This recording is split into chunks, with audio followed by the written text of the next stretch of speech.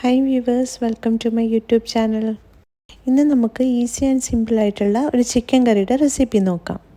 ആവശ്യമായവ chicken, സവാള, ഇഞ്ചി, വെളുത്തുള്ളി, പച്ചമുളക്, കറിവേപ്പില, തക്കാളി. നമുക്ക് സമയം ലാഭിക്കാൻ വേണ്ടിയിട്ട് ആദ്യം തന്നെ പച്ചക്കറികൾ അരിഞ്ഞ് നമ്മൾ വഴറ്റുന്ന ആ സമയം കൊണ്ട് തന്നെ നമുക്ക് ചിക്കനെ കഴുകി വൃത്തിയാക്കാം.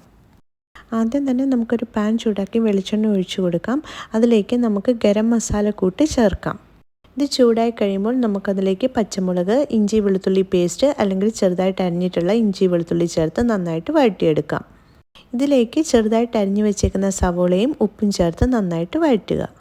സവാള നന്നായിട്ട് വഴണ്ട് വരണം. അതിനുശേഷം നമുക്കിതിലേക്ക് പൊടികൾ ചേർക്കാം.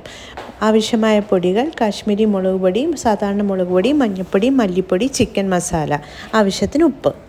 സവാള ഒന്ന് സൈഡിലേക്ക് മാറ്റിയിട്ട് ആ എണ്ണയിലേക്ക് തന്നെ നമുക്ക് ഈ പൊടികൾ ഇട്ട് കൊടുത്ത് നന്നായിട്ട് ചൂടാക്കിയെടുക്കാം. പച്ചമണം മാറുന്നത് വരെ നമുക്ക് ഇളക്കിയിട്ട് പിന്നെ എല്ലാം കൂടെ മിക്സ് ചെയ്ത് ഇളക്കാം. പൊടികളുടെ പച്ചമണം മാറിക്കഴിയുമ്പോൾ നമുക്ക് ഒരു തക്കാളി ചേർത്ത് കൊടുക്കാം. അതിനായി ഞാൻ എടുത്തേക്കുന്ന ഒരു വലിയ തക്കാളി നന്നായിട്ട് പഴുത്തതാണ്.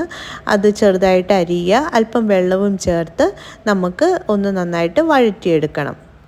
തക്കാളി നന്നായിട്ട് ഉടച്ചെടുക്കണം. അതിനായിട്ട് ഞാൻ മൂടി വെച്ച് വേവിക്കുകയാണ്.